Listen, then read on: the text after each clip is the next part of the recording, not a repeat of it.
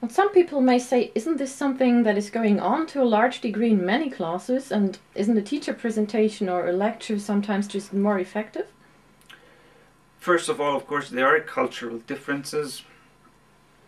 I have experiences with different teaching settings in the United States, in Germany, in Austria, in France, and in Italy.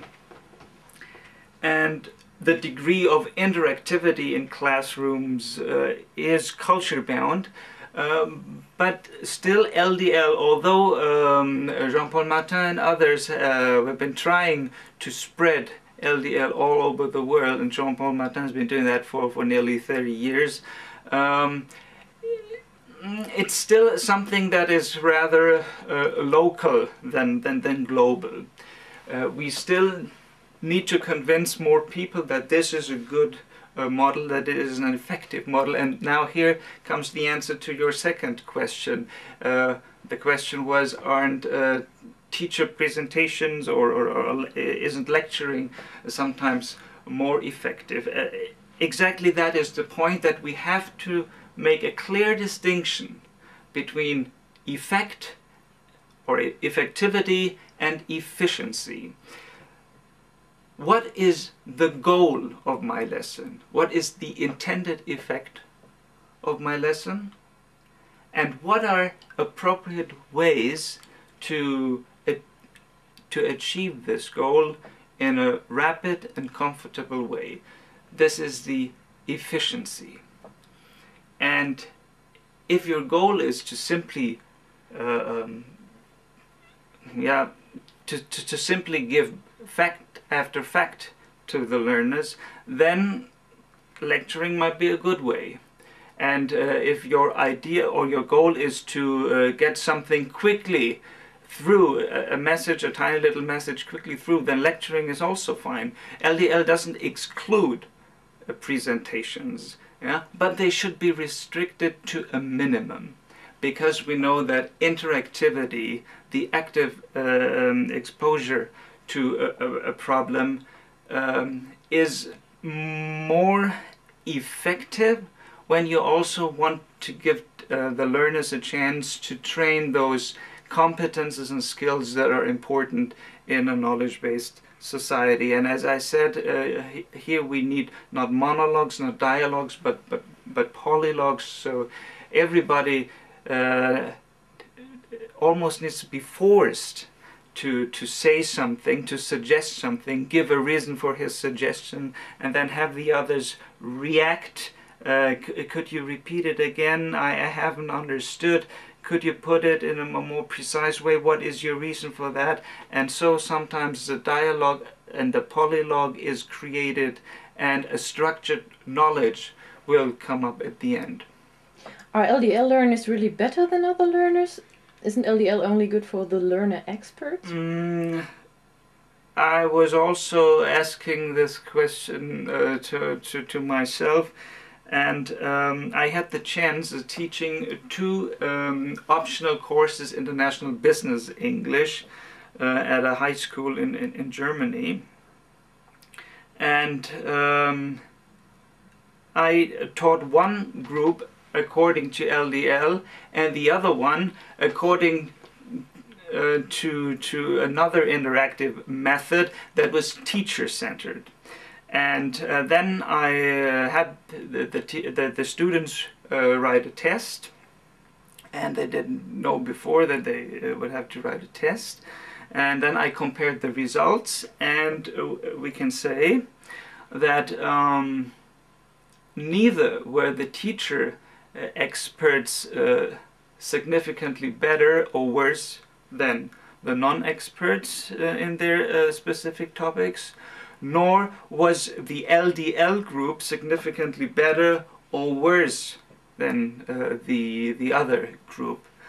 We also know that Jean-Paul Martin's students, when they have to write their central school graduation exam, where questions are not asked by Jean-Paul Martin, but where the questions are formulated by a central institute, that his students always are in the good and very good grade area.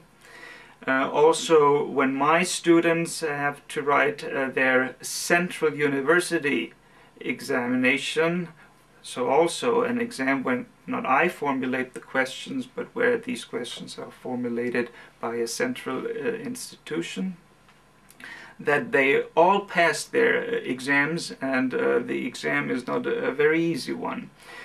And there is quite a percentage that fails the exams, but so far none of my students has failed the exam. However, again, we have to ask, what is the intended effect of LDL?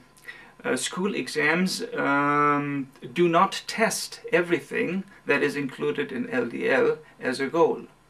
Yeah? So what we did is to ask our former students. We sent out about over 200 questionnaires, and we got back about 85 questionnaires. And we formulated a questionnaire of statements, and these statements included all goals included in LDL. For instance, after this class, I was more able to communicate with laypersons. After this class, I was more able to find and to connect information from different sources. After this class, I was more able to evaluate information. And altogether, we had 13 goals that we had listed.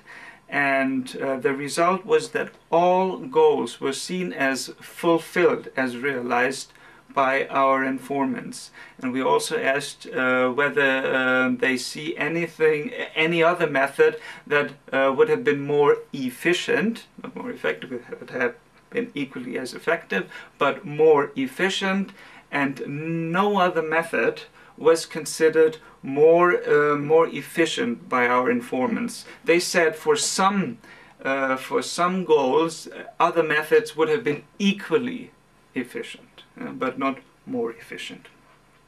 For which group size is LDL useful?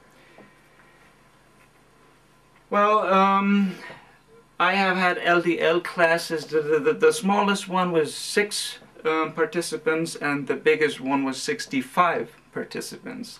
And I tried to use LDL in all these groups, and it worked in all these groups, but it works best, I'd say, with groups between from 20 to 30 people.